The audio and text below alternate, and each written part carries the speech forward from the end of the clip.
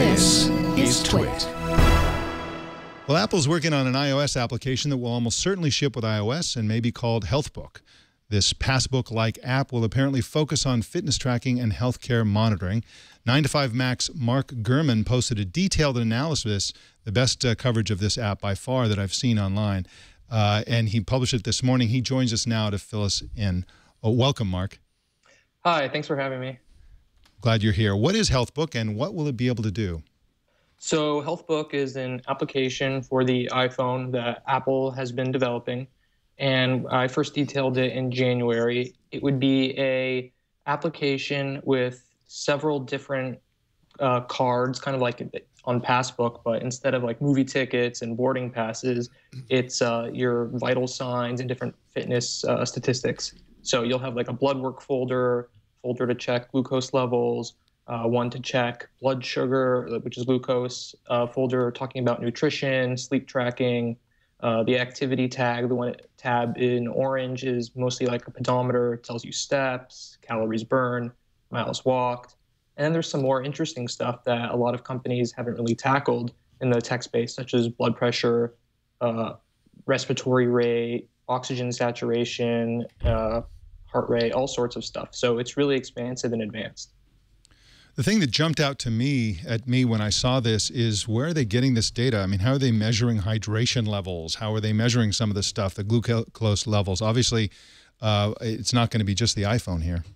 Right, that's the million-dollar question. So I think there's 4 different possibilities about where data can come from. The first would be the iPhone itself. The M7 could, in the new iPhone 5S and iPad Air could technically work like a pedometer and tell you steps and calories and all that. Other information can come from the whole ecosystem of iPhone connected health accessories. There's Wi-Fi enabled scales on the market. There's Bluetooth blood pressure checkers. There's devices that can measure your glucose levels. But, as you said, hydration, oxygen, respiratory rate, that's some really advanced stuff that hasn't really been done before. So the answer to that question is probably a future Apple wearable device. We know that Apple's working on an iWatch with advanced medical sensors. So it's probably very likely that that watch will be able to fill in the gaps that the existing accessories on the market and the iPhone chips can't do itself. Now, Harry, you've been following Apple for a long time, and I'm sure you've been following the wearables and also the fact that Apple has been hiring people in the medical area. Does this whole app scream to you of an iWatch that's going to be sensing biometric data? Well, when Mark reports something about Apple, I take it a lot more seriously than I do when many sites report about Apple. So, I mean, it kind of makes sense. It seems like for a long time now, we've been sitting around thinking that Apple is probably working on something wearable. But one of the challenges about figuring out wearable stuff is so much of it doesn't quite make sense. It's not clear why Apple would want to put something on your wrist. And we have not seen a smartwatch from another company that really feels like it could be the next iPod. But this health stuff is really important, and it is an area where if Apple chose to, they could do things that nobody has done yet. And there do seem to be some, pieces of the puzzle in place that indicate they might be working on something in this area. It rings true in a way that some of the other possible wearable stuff has not. It absolutely does, and it's kind of stunning because we started hearing about smartwatches, a few years ago, and everybody expected them to be sort of notifications, the same thing that shows up on your phone, on your closed screen, and so on. And it's kind of veering toward this sort of medical thing. The coolest watch coming out of Samsung, for example, looks to be one of these bracelets rather than a big wristwatch.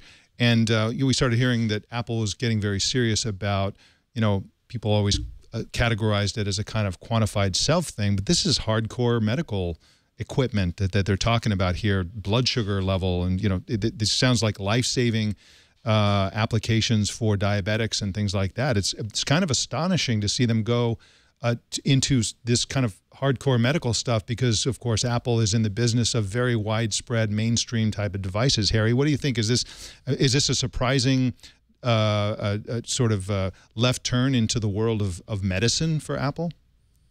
Well, I mean, already the iPhone has become a really interesting device for medical stuff, and you've seen lots and lots of startups and sometimes big companies use it as a portal for health stuff, not just doing stuff like blood sugar, but also hearing aids that are tweaked to work well with an iPhone.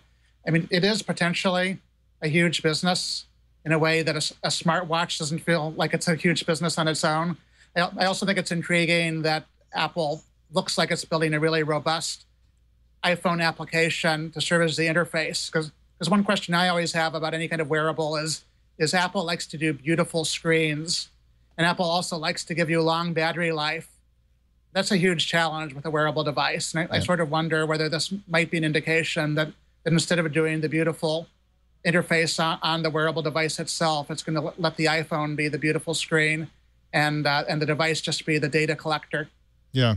So, Mark, I'm intrigued by the fact that this app appears to need third-party support, pretty widespread third-party support from all kinds of hardware and software makers, all kinds of sensor devices and so on. But I'm also intrigued by some of these things which appear to be doable by the iPhone itself without help from third parties. One of them, for example, is the sleep monitor.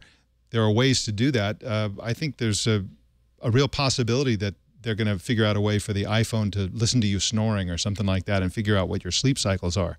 What do you think? Is a lot of this going to be done by the iPhone by itself? Right. So I think there's a bunch of functionality there, like I said, in terms of the pedometer tracking, like you said, with the sleep, that could be done with the iPhone hardware already in your pocket. But if you look at that application, there is a whole, sort of different health and fitness statistics that are going to be tracked by Healthbook that certainly can't be done by the iPhone. And there's also ones that certainly can't be done by any existing accessories.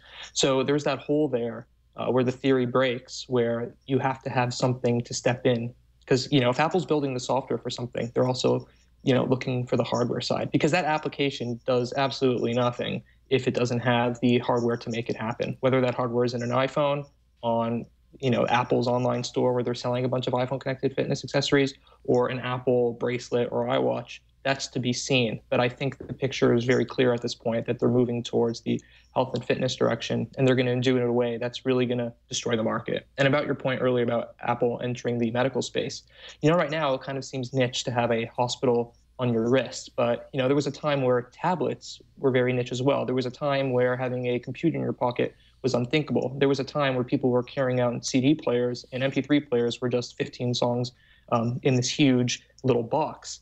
So just like Apple transformed those industries, I think that the next big insight could be transforming, society and the health industry. So I think it's time for the next big thing, and I think it's pretty clear what that's going to be from Apple. Well, thank you for coming on Tech News Today, Mark. I appreciate your story, and everybody should go read it because it's very, very detailed and very thorough, and I appreciate that. Thanks so much. All right, you can find Mark at 9to5mac.com and also on Twitter at Mark Gurman. His last name is spelled Gurman.